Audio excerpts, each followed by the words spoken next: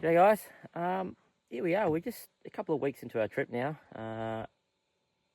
up to Simpson, and we've been travelling, testing a couple of our products. Andrew's running one of our current generation cases, and it's actually interesting because I said to him where he wanted to mount it. Originally it probably wouldn't work too well being next to his awning, so we ended up mounting it away from it. You'll see here, he's actually mounted on the right hand side and to keep away from that, but then he's gone and added his shower add on the side, and we thought, well, that's going to probably upset it. He's got a bunch of wood here carrying on his roof.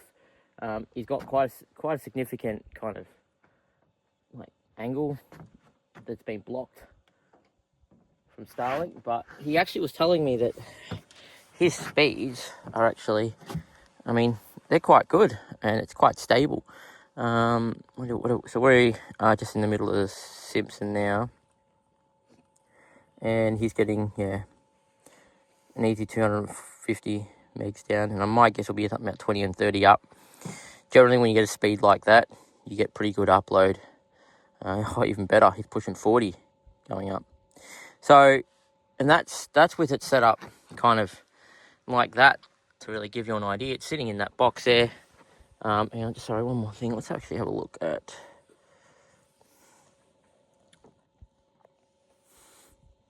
And look, his ping success rate is 99.5%.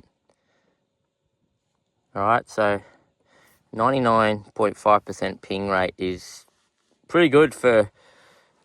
If you look at how it's sitting in the white box, like there's so much block on the angle, it's somehow managing to make a decent connection. No outages that exceeds 2 seconds in the last 15 minutes. So that says... I haven't been getting outages. I have got a notification saying that it's obstructed. Always get that. I get that too. Okay.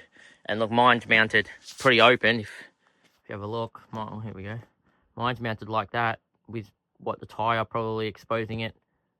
Obstructing it at best, because it would be not going to be rubber that'll upset it. It's going to be metals more than anything that will interfere with it. Your plastics, your bags, they'll all be okay. I was expecting like stuff like this, structural pieces to disrupt it, but we've done nearly 2,800 kilometers, 4 weeks of driving, and 14 days of driving, and that's. Yeah, it's been really good. And I've never turned mine off. Mine's been on for the entire trip.